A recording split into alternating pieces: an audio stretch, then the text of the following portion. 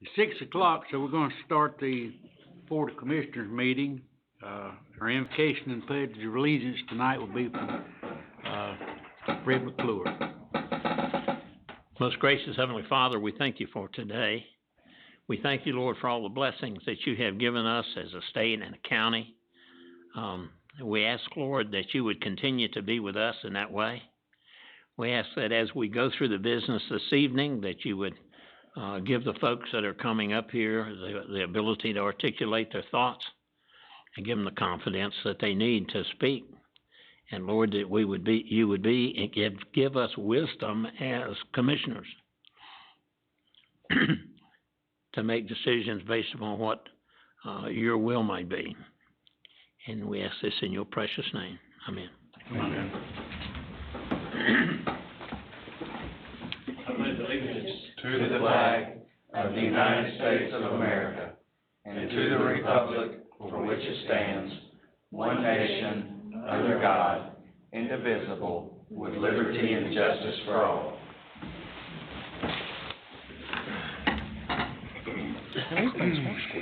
Again, I want to welcome everyone here. Christian Brandyberry is our Chamber of Commerce. How you doing, Chris? He's the Tomphil Chamber of Commerce representative here tonight. And we have one other special guest, and I think Zeb's going to kick off this. Yes, sir, Mr. Chairman. We have our good friend Dr. Max Walser with us tonight.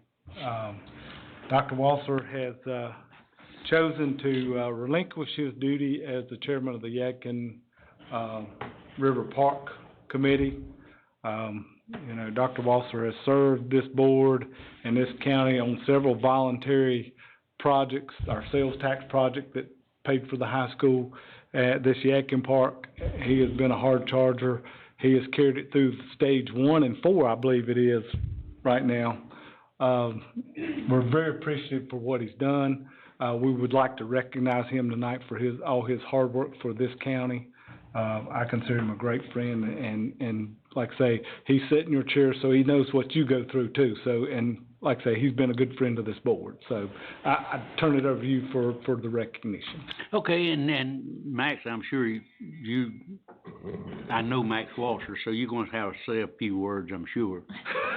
So, Emphasis on few. But I do want to say for the board that we appreciate all you have done. They say that you rubbed off on a lot of us the 8 years you was here on the board with us, and get accused of that quite a bit. But you have done a whole lot for us. You've got the Fort York, the bridge, you got all that kicked off for us, and we appreciate that. And also, let me just say, 2 weeks ago, I believe it was 2 weeks ago, wasn't it, Karen? Max was recognized. The Oak Grove High School Media Center was dedicated to Max, and about half the board was up there for the dedication. And matter of fact, Commissioner Watford had a part of the program, and we're proud of him up there too. That dedication, we're proud of what you've done there too, Max. So, Max, come on and say a few words. I don't have any kind of speech. Mr. Chairman, before Mr. Walser speaks, I would like to present a motion that he continue as an honorary member of the Yadkin River Park Committee. Be glad to do that if I don't have to attend the meeting. Well, you come when you want to. Is that permissible? What should we do? If that's, let me just say second then. Okay.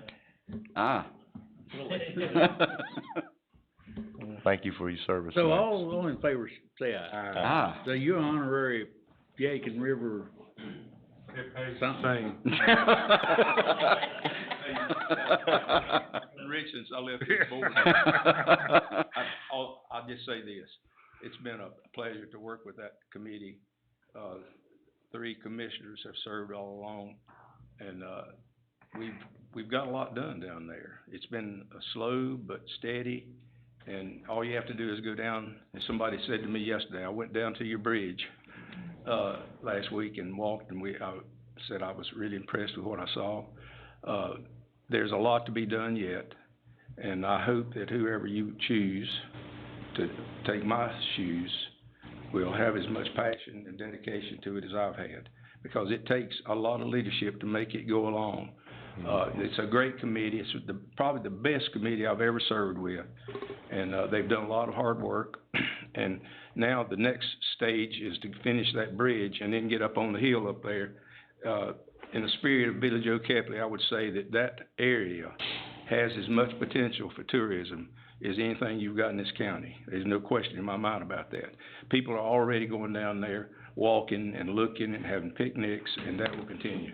But thank you very much, and I'll look forward to what kind of progress you make in the future. Thank you. Mr. Chairman? Yes, sir. Could I address Dr. Walser for a second? Dr. Walser, a PhD from Duke University, being superintendent in our school systems, to serving on the board, and the dedication that you've been on many various committees shows your love and dedication to this wonderful county that we live in. It's a pleasure to call you a friend, and I'm so glad to have worked beside you on some of these projects. God bless you. All right, they won't take a picture of you. Can I say, Yeah. can I say something, Mr. Chairman? Yes, sir. I don't know about cause I didn't serve on the Yadkin committee, but the committee that we had to pass a 1/4-cent sales tax was phenomenal, because most of the counties that have brought the 1/4-cent sales tax up have been defeated. And there is no county that has won by the margin that we won. It was 73%, I think, or something like that. And, Dr. Walser chaired that committee and did an excellent job in doing it, and I just wanted to say that. Mr. Walser, it has been a pleasure working with you. I remember being in school when you were the superintendent. I remember my grandparents going before the board and kind of arguing with you on some stuff. Yeah, just my grandmother's got a little small mouth, right? But to get to know you working on the committee, and to call you a true friend and an ally, and still to this day, the only Democrat I've ever voted for. So but thank you for all of your many, many dedicated years to our county, and I hope you're not finished. And thank you for everything that you do. Now, you gotta get Do you your remember picture made. what the grandfather was there for? 'Cause you kept him in the 5th grade 3 years.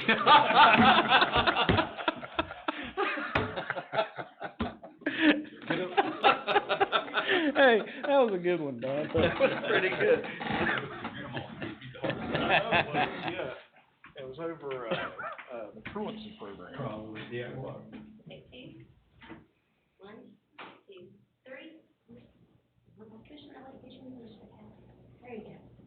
1, 2, 3. Thank you. Thank you.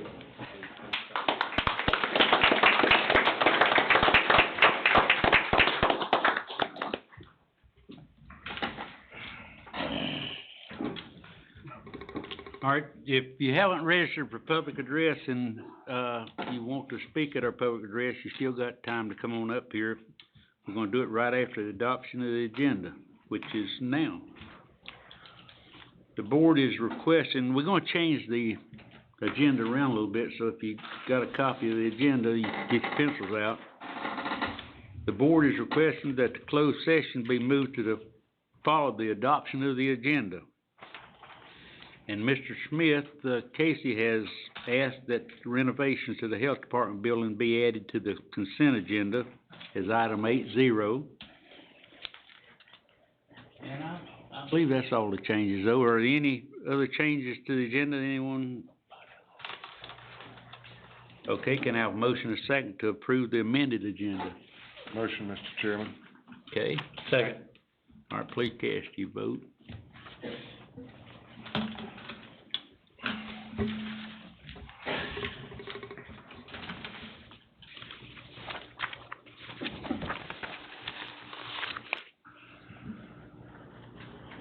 Do I have your vote, please? For some reason it didn't come through. There we go. All of the votes are in. And that motion carries 7-0. Make a motion, we go into closed session. All right, this will be verbally, so we got a motion to go into closed seconds, we got a second, all in favor, say aye. We'll be back Thanks a minute. just in a few minutes. Directing training.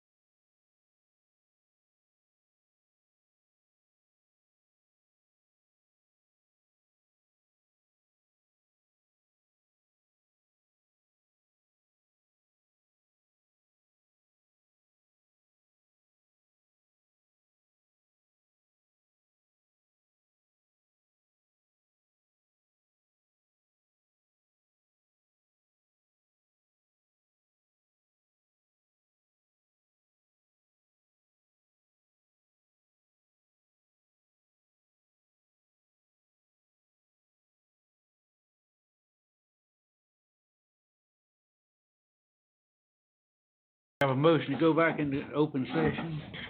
So moved. Second. All in favor? We're back in open session. Mr.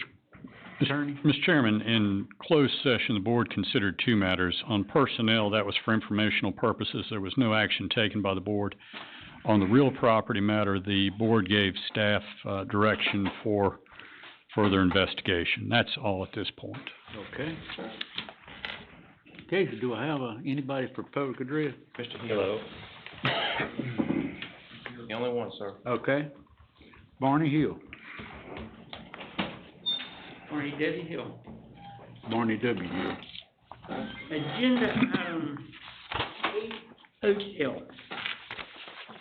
A building reuse grant used to require a public hearing. This one doesn't even rate deliberation instead of consent. The proposal used to explain what was going to be done to the structure. This one divulges little beyond the location, Thomasville, the company name, Mini Wawa, and the project name, Prism.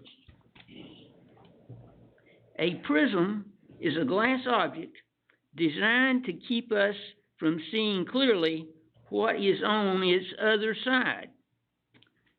Thus, you and the Thomasville City Council each see only $5,250 of the $10,500. And neither of you see any of the $210,000.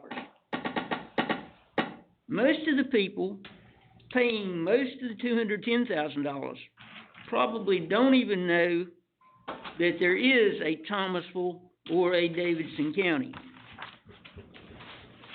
I know only too well that both exist because both are picking my pocket simultaneously. So who benefits? Isn't it the applicant? Won't he clean up? Not necessarily. If the masking of market signals has lured him into an enterprise that is not viable, his invisible victims will be vindicated soon enough. I recommend that you remove item 8H from the consent agenda and reject it unanimously. Okay, that closes our open forum, public hearing. Our public hearings are next, so Guy, if you'll come on up.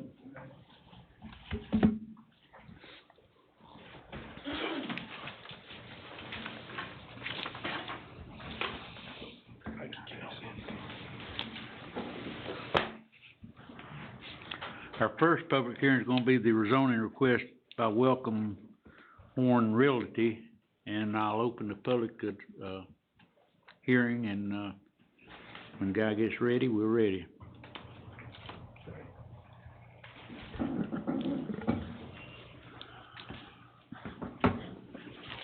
Okay, you have a request by Welcome Home Realty LLC, care of Robin Brady, to rezone property in Lexington Township, tax map 333, being a portion of lot 45 containing 2.69 acres, more or less. The property is located on the south side of Greenfurrow Street Extension, approximately 300 feet east of the Clearview Street intersection. The rezoning is requested to change from HC Highway Commercial District to that of RA3 Rural Agricultural District. And the property that you're considering is cross-hatched on your zoning map. Everything on this side over here, on the north side, is zoned RA3. And of course, this is Clearview Street right here. And that's highway commercial in there. I think Dr. Quan developed a little office complex in there, if you're familiar with that section. The board in the last couple of years did rezone some of these front lots here back to RA3 previously, a couple years back, because we had some residential use that was requested there. But Robin is the, broker that's working with the property, and she'll explain her reasons for the application. Okay, Ms. evening. Brady. Hi, I am Robin Brady with Welcome Home Realty, and this property, 1312 Greensboro Street Extension, is split zoned. The one in the front, there's kind of an old abandoned house, that actually needs to be torn down, is zoned RA3 at this time. There's a double wide that is actually sitting on the property that's zoned, highway commercial, that is being used as a residence at this time. And I have been enlisted to sell the property, and I had a buyer, but their lender wouldn't loan anything on it since it was a split zone. So to sell it, the seller would like to see it rezoned to RA3. Here, is there any questions for Ms. Brady at this time from the board? Where's the driveway? For the existing mobile home, the driveway to get to it? You come off of Greensboro Street. Okay. Okay. Ms. Brady, we might have some more for you in a minute. I think right in there is the driveway.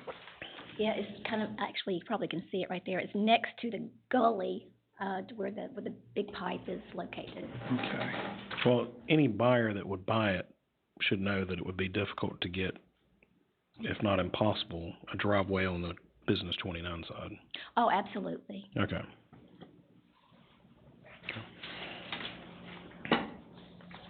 Okay, that's it. Okay, Thank you. thank you.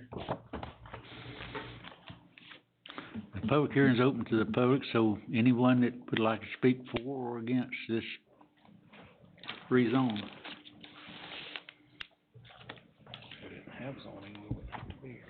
The changed or changing condition is actually the unchanging condition of the area.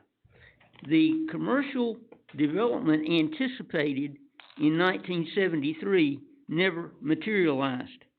The government guessed wrong. That policy 6.10 is the one about encouraging a variety of housing types. Variety is the spice of life.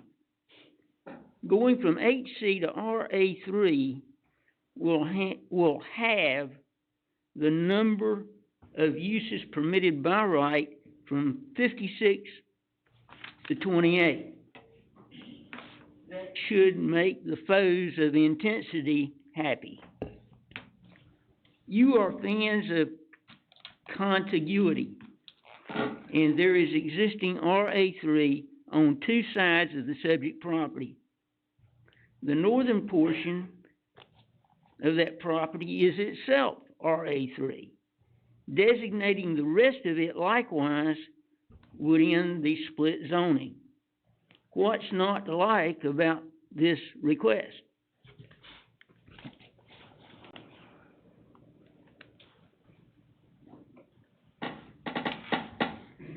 Okay, is there anyone else in the audience who'd like to speak for or against this rezoning request? Okay, I'll, turn it back to Guy for. Sure. The request is reasonable and consistent with the comprehensive plan for the area there. It's contiguous to existing RA3. Policy 6.10 of the ordinance does provide support for the proposed rezoning, so at this time we would recommend approval, and we've incorporated that into your statement of consistency. Okay, is there any other discussion from the board? I'm gonna close the public hearing, and turn to the board for a vote then, so. Mr. Chair, you want to? That doesn't matter. Mr. Chairman, I make a motion, for the resolution of statement of consistency that we change the zoning from HC to RA3. Second. Got a motion and a second. Adopt the resolution on consistency. Yeah, it was part of the motion, I believe, yeah. Something like that. Yes, sir, Vice Chairman. Okay, cast your vote.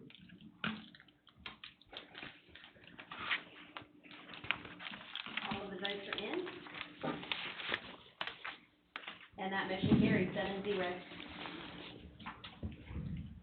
Okay, I'm gonna open the public hearing on the rezoning request by Henry York in Lexington Township, from RA three to HC, Guy? Yes, sir. You have a request by Henry York to rezone a portion of the said property in Lexington Township, tax map 335, being a portion of lot 6A containing 3 acres more or less. Property is located on the east side of Forest Hill Road, approximately 0.17 of a mile north of the West US Highway 64 intersection. The zoning is requested to change from RA3 Rural Agricultural District to that of HC Highway Commercial District.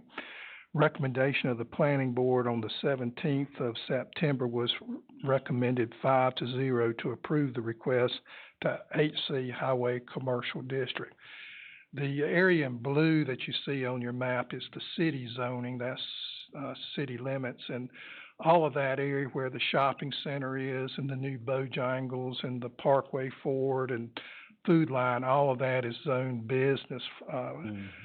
So what's being requested is very consistent with what's already out there fronting Highway 64 there. The property owner of record is, just for the record, is James R. and Sandra Schoaf. It's part of a trustee set up for them, but they have signed it in support of the request. It is a general district request, and Mr. York is here to discuss his plans for the property. Okay, Mr. York, what you got in mind? Good evening. I plan on putting a self-storage facility there with a boat and RV outside storage fenced-in area there. Where is that in proximity to the, senior services? Okay, senior services is over on the, Not even on the map. right there, Where? Right there. right in here. That's the, west campus. Is that joint, I'm trying to get a real, is that joint where old West Side Church was? I think it was West Side. Yes, Yes. It's close to that, yes. next door. Yeah. There's one property in between this and the old church property. Yes. I think that's the old church property right there, and this is the new site of the church.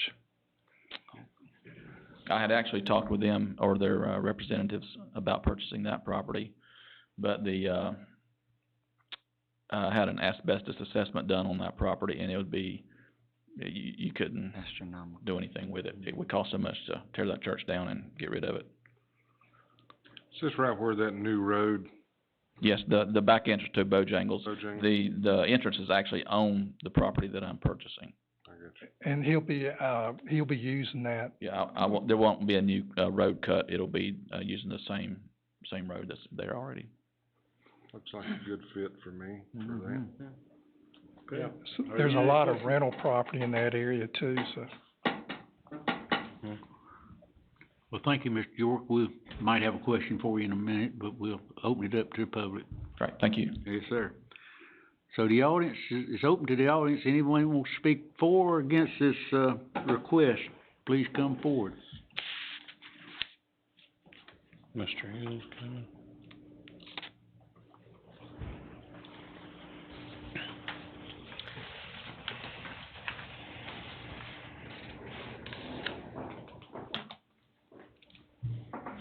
I'm gonna speak for the request, but,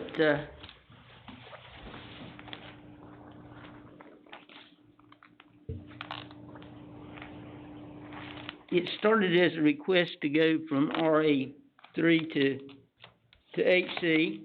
In between, it got, changed into RA three to CS. And that sort of upset me.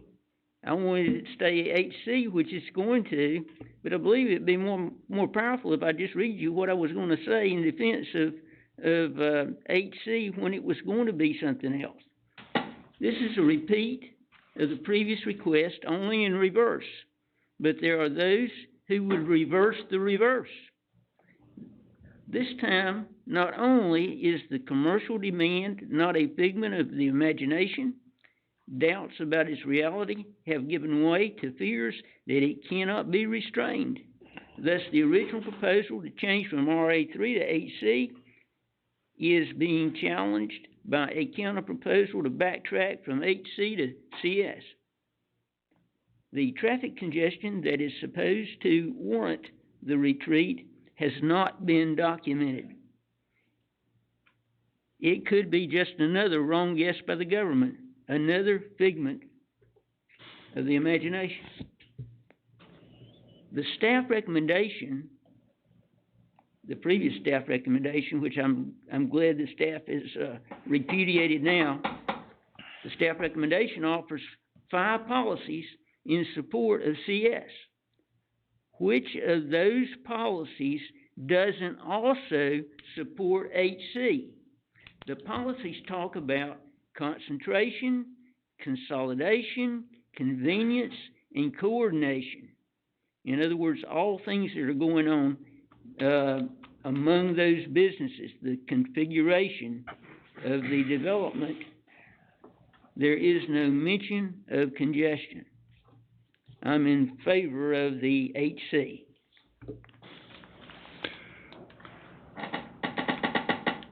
Okay, is there anyone else in the audience who'd like to come and speak in favor or in opposition to this request? Okay, I'll turn it back over to Guy here. Sure. The HC is reasonable and consistent with the overall comprehensive plan with the existing commercial uses that this is contiguous to. And I had originally did look at recommending community shopping because of the location back off the 64 corridor. But when I realized that Mr. York had a use for a outdoor storage area, he wanted to be able to store people's toys, their boats, and that kind of thing. That's not permitted in a CS district, so I'm perfectly fine with the highway commercial district. It is contiguous to the city's business district, which is our highway commercial is equivalent to that. So I feel like that all of the policy statements, 5.1, 5.2, 5.4, 5.7, and 5.11 all support HC as well. So it is a growing area. There is a much needed need for storage area with the number of rental units in the area. So we would recommend approval of HC. What's on that number 4, on that lot 4? Lot number That juts out into the city? Let's see, let me look on this map here.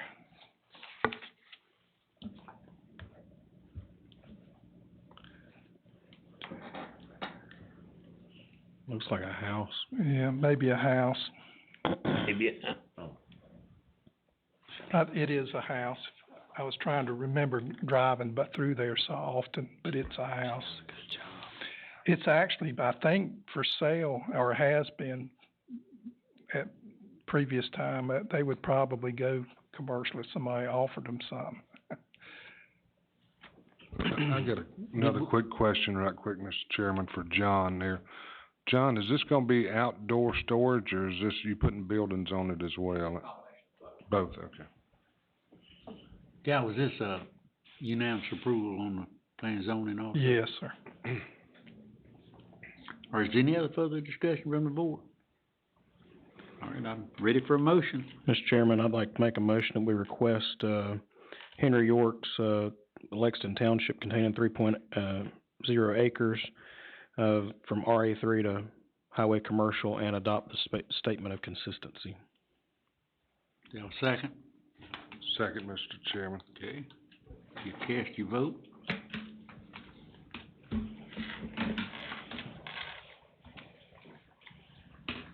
All of the votes are in. And that motion carries 7-0. Now, what y'all could have done is you and the real estate agent back there just swap parcels and y'all would have been all right. Okay, that ends our public hearings. Good luck there, John. Yeah. Good luck. Hope it You know works why out. that map's up there? Is that parking ride lot in the city part there? I just need a vote. it's across the road, over here. What are you asking about, Tom? See right here, Don? Yeah, I see. Walgreens there. Where that Apex Drive. I say that's in circle the is. city zone, that's what I mean. Yeah. Yeah, we don't use that anymore for sale. Huge tent. Parking right Really? there for sale. Well, that's Walmart and Dollar Tree and all that, right? Yes. Yeah, big, behind the Walgreens there. You know that big parking lot where the bus usually come in? Yeah, okay. They don't use it anymore. Okay. Motion over here, Yeah. Mr. Chairman. What's I think you got a motion. I make a motion that we approve the consent agenda. Okay. We got a motion to approve the consent agenda. Do I have a second? Second. Well, let's vote on it.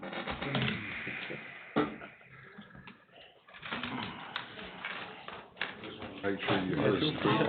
Thank you. And that motion likewise carries 7-0. They said, let's get out of here. Okay. Now, the items for deliberation, presentation of the new personnel resolution by Drake Maynard. Oh, Drake Maynard, not here. Good evening, Kathy Commissioners. Before we bring Drake forward, I'd like to read a short bio, which I think explains in great detail why, when we had this project, we chose Drake Maynard to do this work for us. Drake began with the North Carolina Office of State Personnel in 1976. He held a variety of positions at the North Carolina OSP, including Chief Hearing Officer, Chief of Staff to the State Personnel Commission, and State Administrator for Wage Hour Administration. In 1991, he left to become Personnel Director at UNC Hospitals and later moved to UNC Chapel Hill in 1992, where he became Senior Director for HR Administration. Drake returned to the North Carolina OSP in 2003 to be Director of Employee Relations and Head of the Local Government Services Program Team, providing human resources consulting to local government agencies. In December 2010, Drake retired from the state of North Carolina with nearly 35 years of human resources and management experience. He currently operates a human resources consulting service for state and local government agencies, providing technical advice and assistance, consultation in the area of employee relations, and technical advice and assistance. I'm sorry, I'm repeating myself. Next line. And training seminars on human resources issues of interest. He's worked with various municipalities and counties in rewriting and updating their human resources policies. So Drake, I'll let you take the stand. Mr. Mayor, come on up and give me the cliff notes.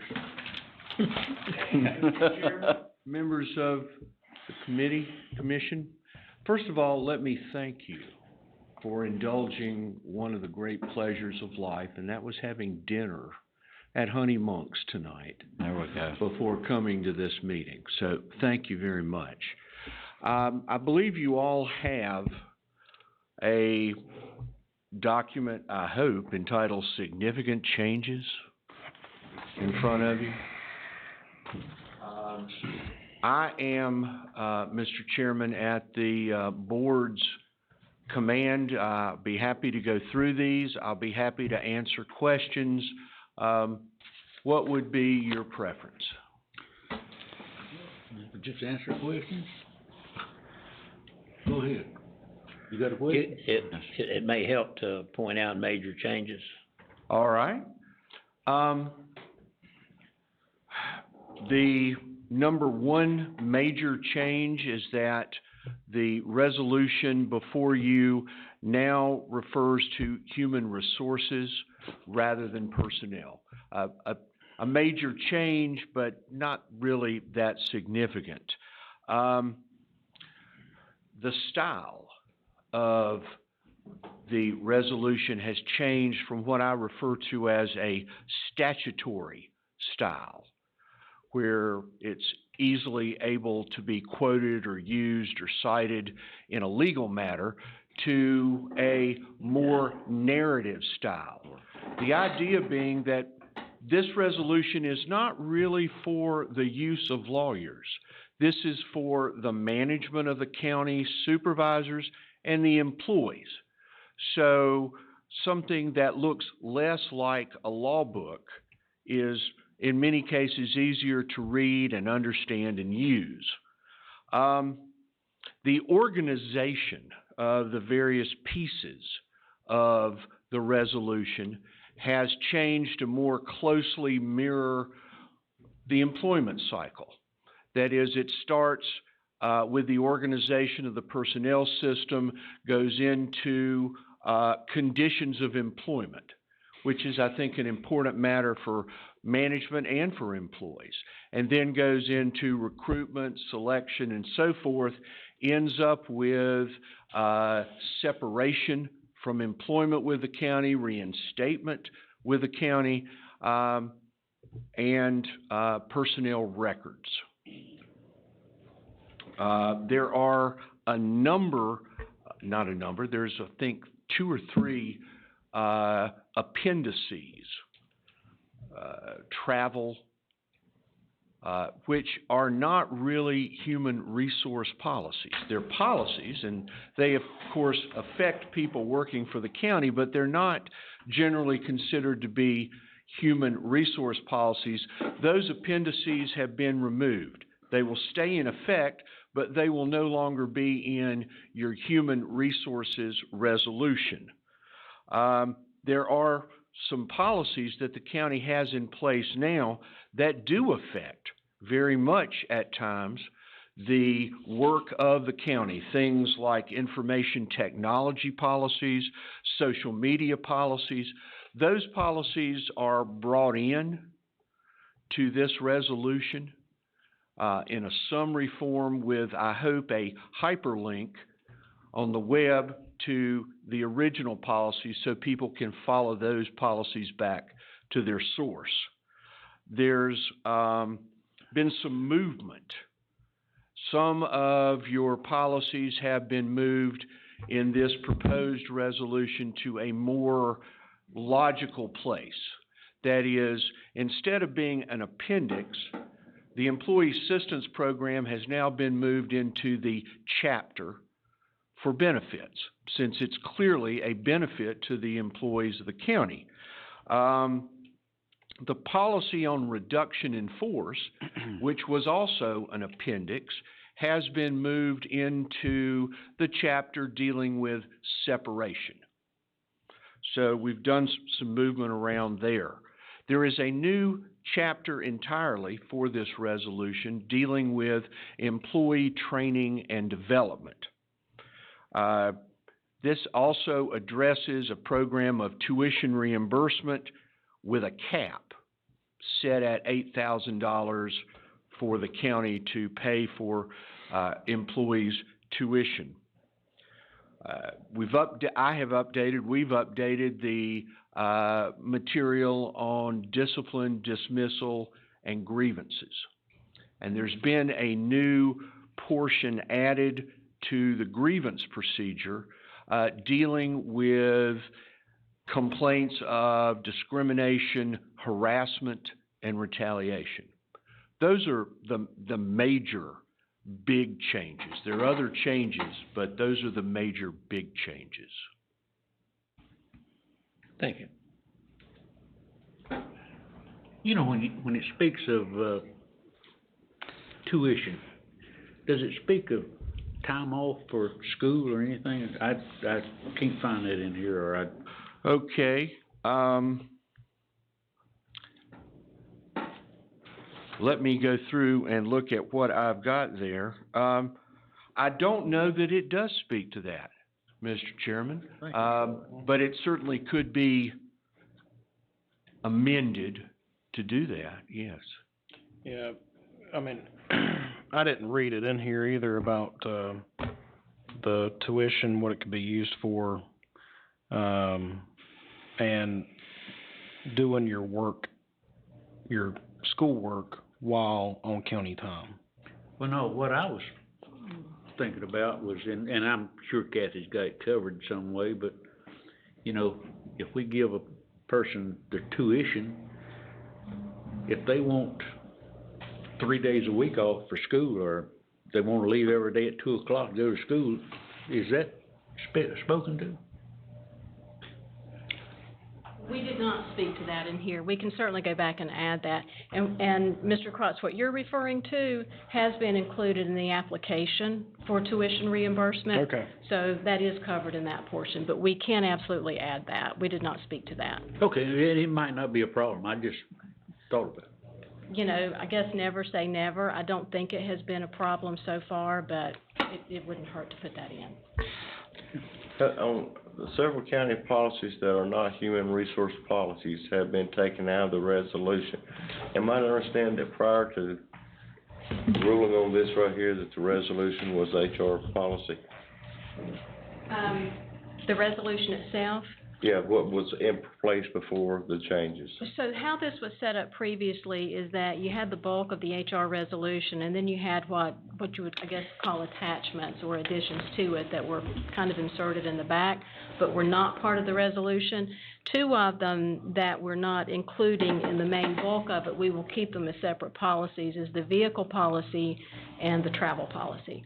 I see it, but, so when you remove that from the resolution, where did you direct that to go? They're independent policies. Actually, I think they fall within human resources, but I will work very closely with finance, with the transportation group, with Dwayne's group to make sure that we get those updated.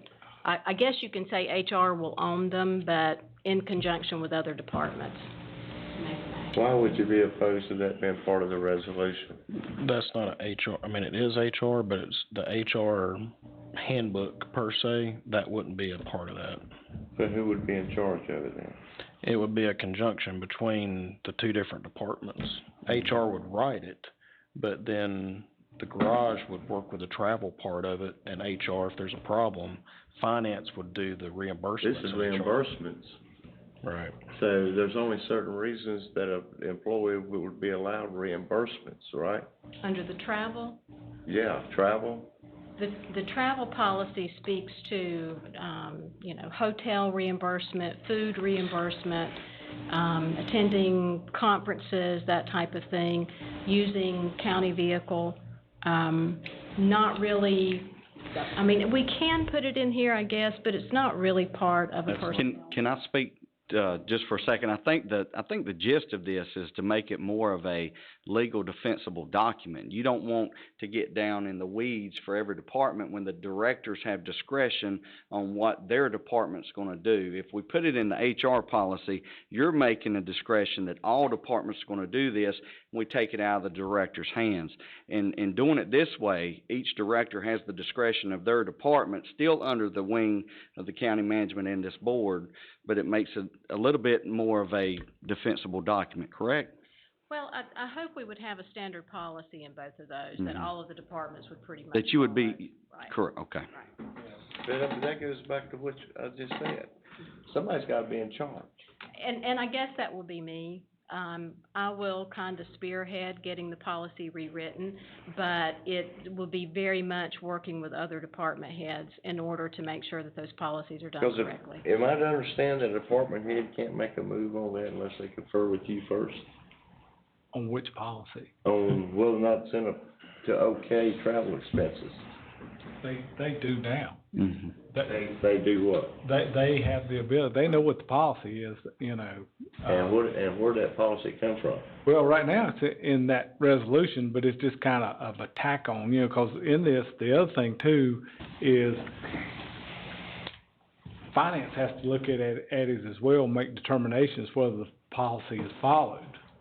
And then they come back and if it's not followed, go back to the department head and said, you know, they've turned this expense in or whatnot, and says it's not within policy. So you think that the department head should say, have that okay, without any answering to anybody? They answer to finance too. They answer to the policy Where is too. the policy? That's what I wanna know. Well, the policy will still be out there, it just won't be a part of the. Out where? It'll be part of our our policies, we have all kinds we have a parking lot ordinance, we have all kinds of Now, we're policies. talking about personnel here, we're not talking about parking lots. Well, y'all can do whatever you want to, that's But where understandable. is it, all I'm asking is, where is it at? Nobody wants to tell me where Right it's now, at. it's in the personnel resolution. And that's where it needs to stay. It's not in the, I'm sorry. Yeah, it's an appendix to the It's not in the personnel pers- resolution, it's behind it, it's in a, It's an appendix. yeah, and I'm not sure the current personnel resolution even, I think it refers to a separate travel policy and a separate vehicle policy, but they're not really incorporated into the personnel resolution. But there's, If I might, go ahead, pardon me, please, sir. please, go right if I ahead. might offer my thoughts, because this is, let's point at where this came from, this is me. And, when I looked at this, I said, that's not a human resources policy, that's not something that human resources needs to be involved with. That is, at its heart, when we talk about, let's say, travel, that the vice chairman is interested in, that's a finance policy. That's, if you do this and this and this, then it's approved. If you don't, you don't. But you're using a bad scenario because commissioners don't answer to the HR. I'm talking about personnel within the departments. Mm-hmm. And people keep referring to the policy. And when I mention the policy, it don't belong to nobody. So I need to know who sets the policy and who's in charge of that policy. If it's not HR, who is? The individual directors? If that's the case, then we're No, the board saying set we're this okay policy. anything The that- board set this policy. Board set this policy. And where does it go? Who Well, it's the enforces it? counties. Who enforces it? It's just County like we manager's said, office. if we But said- ultimately, Jane's gonna check travel receipts, like we do with, with you all do travel. Mandy reconciles all those receipts. If there's something on there that's questionable, you're gonna get a phone call. Jane does the same thing for county, so she's adhering to the county policy. You're gonna okay Jane. And when this comes up, you're not gonna check with HR on anything. If. Well, HR don't have anything to do with it. They just said they don't have anything to do with that policy. It's not part of their resolution. They normally don't get involved in travel issues. That is correct. So it is your policy. I mean, when I say your, I'm talking about county manager's policy. Adopted Everything gonna stop there. adopted by the Board of Commissioners. Well, it needs to be written somewhere. It is, well, I think that's what she said. Yeah, we've got it, it's just, but it's a county policy. Does that make sense? Enforceable by the county manager's office It seems through like the any board of commissioners. violation to me would fall back on HR. Can I speak, Close, Mr. Steve, Trying to it's figure close, out- and I struggle with this too, it's close, but it's not that we're eliminating it, it's just, it's not a people it is and it ain't, does that make sense? So we decided, pull it out and make this strictly a people policy, having the travel and the use of the vehicles off to the side, basically, Mr. Vice Chairman, can I speak to you? approved by you all. I work in personnel in another county at Rockingham County, okay? I'm the safety and risk manager. Although the safety and risk management department creates the safety policy, it still falls under the umbrella of the HR in general when you have, discussions like you said. So Pat Galloway, who's the financial director for Rockingham County, has a financial policy. Everybody has to abide by that. If there's a personnel issue to where somebody's not abiding in that, now Pat comes into the HR kind of department and the HR manager makes sure, hey, you need to be following this policy. Because the policy's set up to meet so we can have our grant money and to meet federal and state codes. Well, see, I don't That's the only- disagree with that. Yeah. But what I'm saying is, it's almost like HR saying, get it away from us. It's not part of our resolution. And you're saying, go check with HR. Yeah. And so I'm saying, leave it with HR. well, that's your choice. And I we mean, can include it this back, is just I a mean. recommended thing. That's your choice. If you feel like it should be a part of it, hey, you guys have the vote. Anthony, would you have any problem with that? No, not at all. I mean, I'm okay leaving it out, because I would work very closely with Jane and. But you wouldn't have any authority working closely with anybody if it's not part of your resolution. But at the same time, why would HR have any problem with it? It's Jane, it's finance. If it's an HR problem, Jane would bring it to me, and then it becomes my business. I don't see an issue with, I'm really okay with it being in either place. I'm fine with it. Well, I mean, we've got two, we keep being general, we're not talking about general, we're talking about this is listed right here, and nobody wants to lay claim to it. You want to put it on Jane's back, Jane to approve the appropriation, but somebody's gotta approve what they did prior to the request for that money. And somebody's gotta be in charge. And now, if you're gonna say that the director's in charge, then the director's in charge. But when he makes a decision and it's not good decision. Well, some of the policies are, you know, they have to be approved by their director, you know, if you look at the vehicle policy. And no disrespect to the HR manager, but you don't have the education that the purchasing manager has. You might not have the education that the finance director has. And, you need their expertise just as much as you have yours about EEOC and ADA and Title VII and areas that you need to be focusing on. So it is a team-oriented goal. Pushing for this resolution tonight to be passed. Because she's already said she ain't got no. No, this is kinda like a first reading. Right. I mean, we brought it to you all to get the, This is to get it in Yeah. front of you. Why don't we do this on a Thursday during the work session? And that'll give us time now to read through this a little bit more. If that's the board's wishes, I'm good with that. I mean, like. Did y'all get a copy? And That's that way- kinda why we brought it, so y'all could weigh in on it. And, Yeah, but I'm saying we can do a work session to where if questions or yeah. whatever from this point on, since we've had some of the. This is some not of the that big a issues deal to brought up. me. What I'm saying is this, somebody's gotta lay ownership to this. And that's And you, nobody, buddy. and That's nobody you. wants to do it.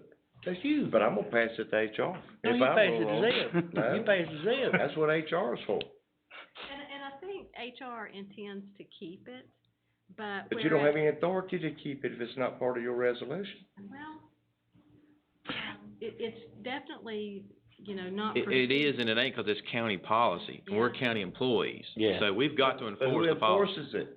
We do, as a Who? group of people. I mean, there's several people that have to do travel reimbursements. It's Jane checking numbers, it's Kathy if it gets kind of in violation of human type of resource things.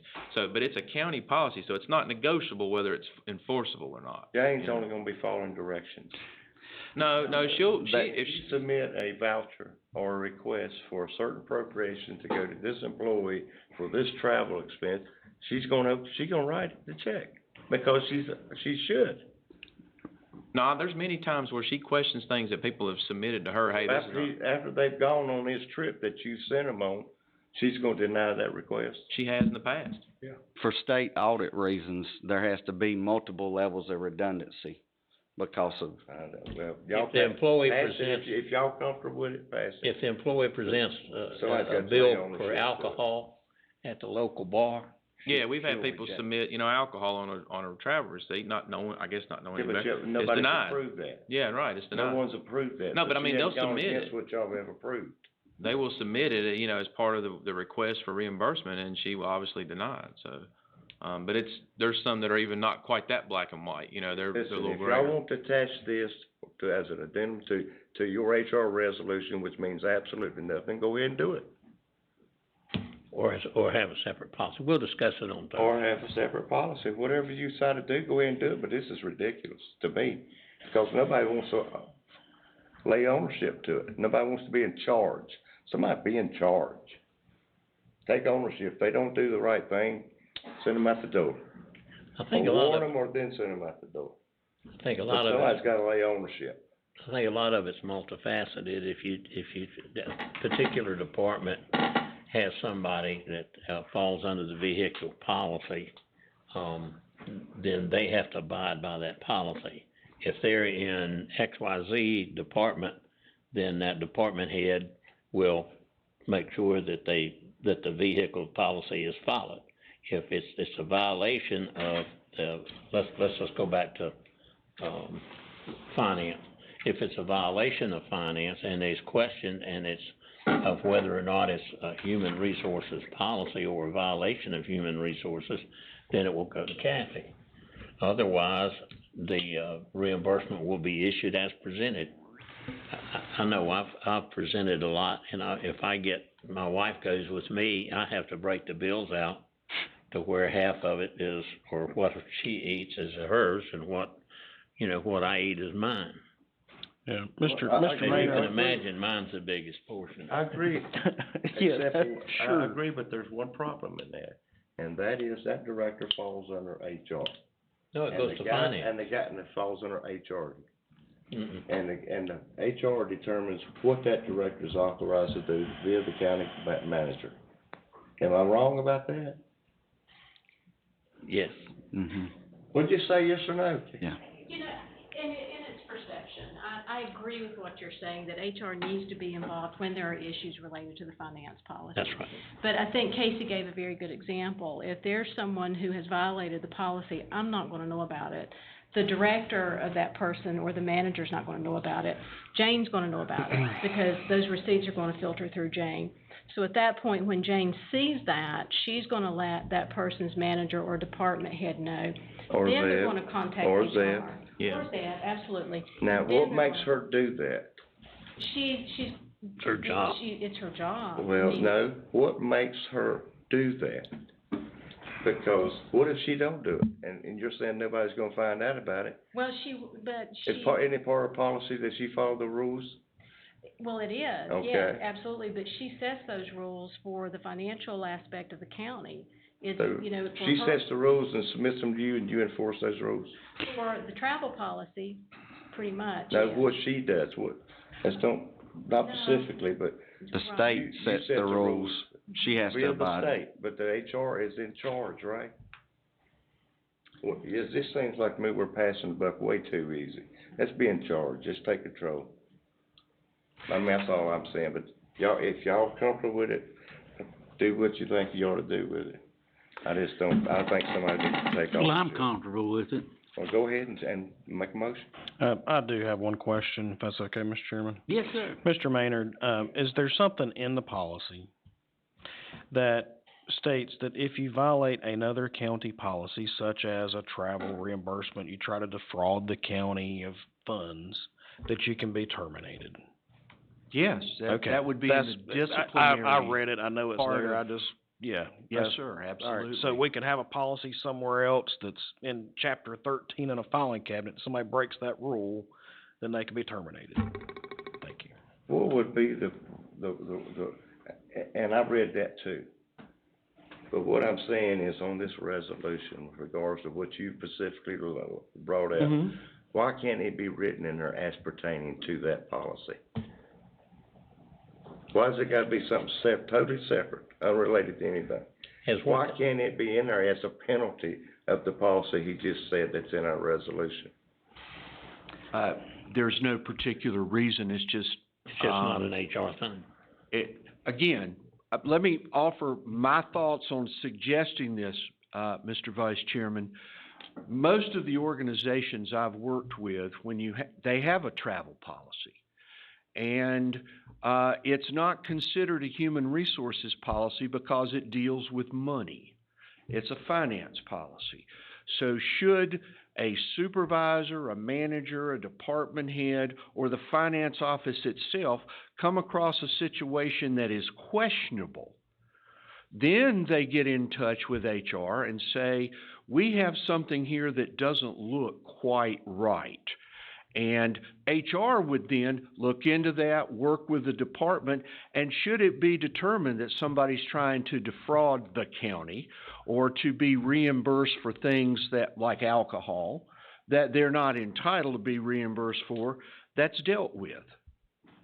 But it's, generally speaking, a policy dealing with travel reimbursements is considered to be a finance policy rather than a human resources I policy. think a good attorney would have a field day with that, but let's go ahead and. One last question, if we implement this policy, moving forward, will all county employees have to sign saying that they received the new one? And would that be at their annual enrollment, or would that be like within the next few weeks after we implement it? I'm gonna answer part of that, and then I'm gonna ask Ms. Cashin to answer the other part. One of the new things in this resolution is a page that says I've to seen the that. employees, I've got it, I understand I'm required to comply with it, and there's a space for a signature and a date. Mhm. Now, when that would happen, So what we would like to do is, as soon as it is approved, to do a rollout of significant changes that have happened in the personnel resolution, make it readily available for all employees, and then put a deadline on when that form needs to be signed and given back to Human Resources, and we would follow up on it.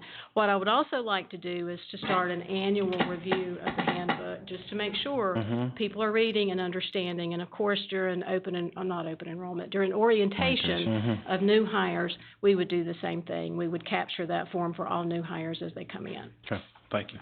I just wanna say one thing, Kathy, I can get up here and read this resolution with all the pretty words and make it sound all attractive.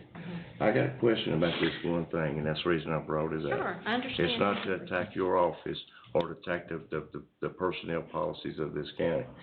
But, to me, when you purposely single out something and then remove it and set it off as a separate event, something's wrong. When it could be addressed within the resolution, even if it's a mention of that along with what the penalty is, and what part of the resolution. But just to remove it and add it on, it's like nobody's laying claim to it. So I just want you to understand that. I got one quick question. What was in the old resolution pertaining to tuition being paid by the county? There was not a whole lot in there. It was just very vague. So my recommendation was that we put more definition around that as to a cap, so much per semester, and then a cap overall.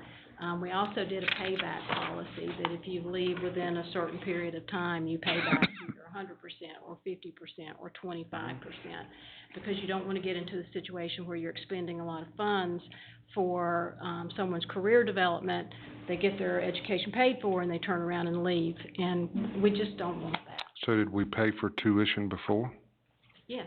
Oh, yeah. What was that policy? It was one course per semester. Right, and it had to pertain to their job. And it's a reimbursement. It's, you have to make a certain grade, then you submit your expenses, the director approves it, the county manager approves it, and then it's reimbursed to the employee. Okay. So it still has to pertain to your job here with the county in the new resolution. But like I say, I'm gonna say what I said earlier, I do think this is a workshop worthy resolution to spend a little bit of time on, but that's my personal opinion.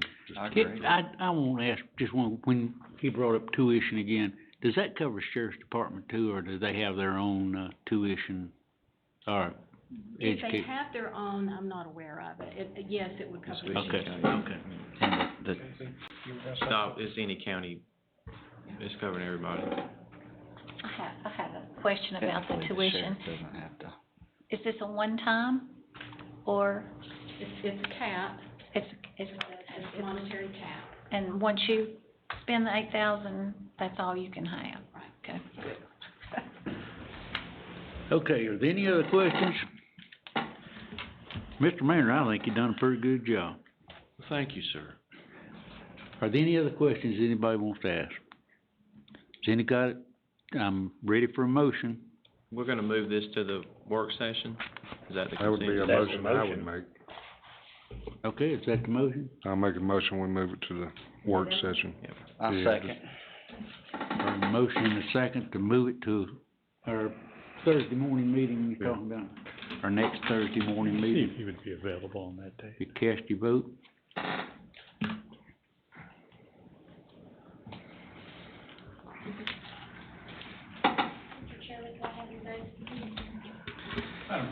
Date certain for that? That is November the 5th. Oh, I'm sorry, wait a minute, November the 7th. Mr. Maynard, would you be available on that date, sir? I'm checking right now. November the what? 7th, sir, at 8 o'clock in the morning. Does this thing they give us? 8 have to o'clock read in the for- morning. Yes, sir. That'd give you a Well, chance to you eat people some of are, up and at it, Honeymonk has breakfast. I am, well, oddly I sent an enough, if email you can asking. release me in time to drive to Aberdeen and be there at 1 o'clock, I'll put you first thing on the agenda. okay, then I can make it, yes. One of my questions is, do you have something that's in green, what's been added, or red, what's deleted, and what's replaced, There is, 'cause I think that's really what we need to That's look what we at. need to see what's taken out. as I recall, I sent version 10.0 to Ms. Cashin, the end of sometime last week, and that's got the review part where you can see what's been eliminated and what's Right, been strike added. That'd be out, great. Yeah, so I think that we have that. We This- could get that. I What think we we have sent it now out. is sort of the cleaned it up out. version.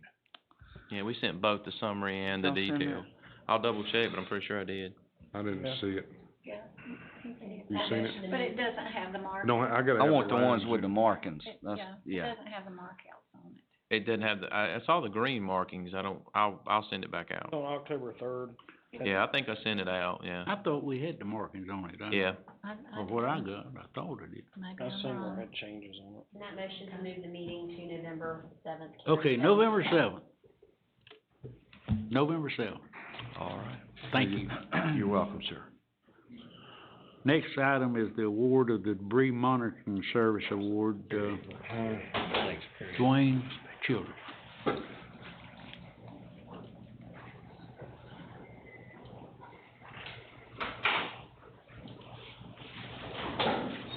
Good evening, Mr. Chairman, members of the board. Bringing before you request on behalf of Emergency Services. And this is a pre-position debris monitoring contract for the county, municipalities, utilities, all located within the county.